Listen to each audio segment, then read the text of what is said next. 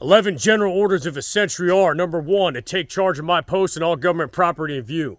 Number 2, to walk my post in a military manner, always on the alert, and observe everything that takes place within sight or hearing. Number 3, to report all violations of orders I am instructed to enforce. Number 4, to repeat all calls from posts more distant from the guardhouse than my own.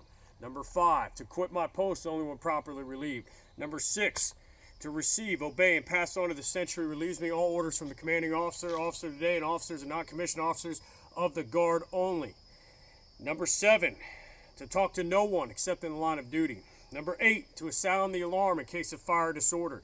Number 9, to call the corporal of the guard in any case not covered by instructions. Number 10, to salute all officers, all colors, and standards not case. And number 11, to be especially watchful at night and during the time for challenging, to challenge all persons on or near my post, and those, especially those who are not authorized to walk through. Of course, I dick up the last one, right? But anyway, 11 general orders of a sentry.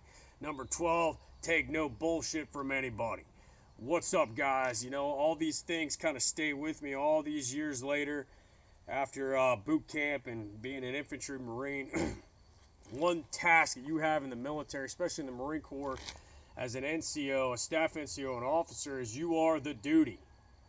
Okay, you follow the 11 general orders of a sentry, whether you are on fire watch or if you are roving a barracks, or if you are a sentry in a LPOP or on a fire base or a combat outpost in Afghanistan.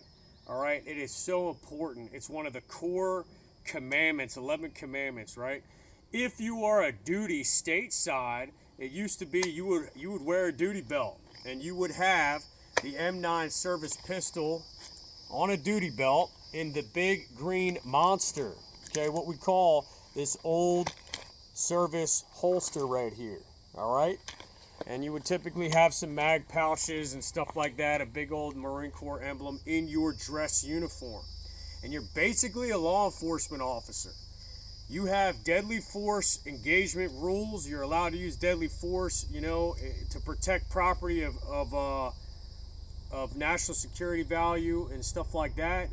It's a very serious job. You have to take it seriously, and you have a 24-hour post, right? And you're roving, and all those rules apply, right?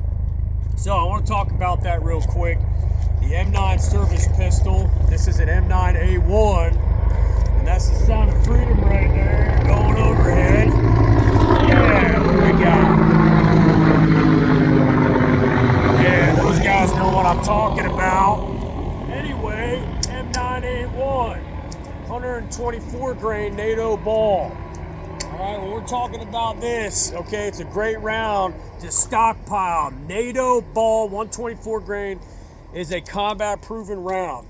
I've taught Marines that have killed enemy combatants with this round in Iraq. Okay, and it is, it's got that red sealant around the primer, which is, government specs. I think it hits with some authority. All right, it's not a 45 ACP, it's not a 357 Magnum, but it will suffice. So what I want to talk about real quick is that typically in a non-combat zone, you would run your pistol condition 3.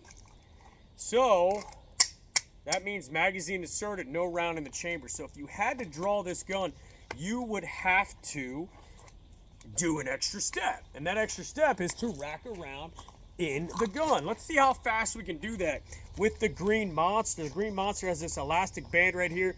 And you know what? I taught my my old platoon sergeant, Staff Sergeant Wilson, man, combat veteran, combat wounded veteran, man, great dude. He is so quick with this shit. He would do this swipe down, acquire, clear leather, and he'd be firing from right here and then extending out. But as a sentry, a lot of times the SOP was you're rocking condition 3. Okay, now look, if you're on an ECP, if you're in a combat zone, you're always condition 1. But in the rear at the barracks, typically, the command would want you condition 3. So let's see how fast we can get this gun into action with a condition 3.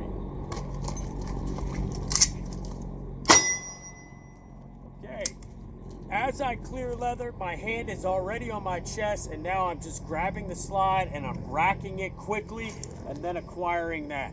Let's do that one more time and see how quickly we can get it done. I'm gonna pause this as I get the gun up. All right, I'm gonna shoot on paper this time just so you guys get a better view. Halt! All right, one thing I don't like about the Beretta is that as you rack it, the safety inadvertently will go in the on position, which means you're not gonna get it off.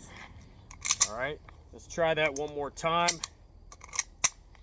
Not a big fan of Condition 3 carry, guys, but just a little, you know, historical video here. Oh!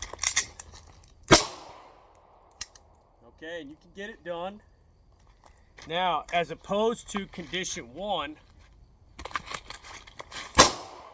much faster, right? So, one more drill. All right, what if my weak hand is down? Condition 3. That's how you're gonna do it. Let's try strong hand down before my video runs out. It's probably just gonna cut out on us, guys. All right, strong hand down. Oh!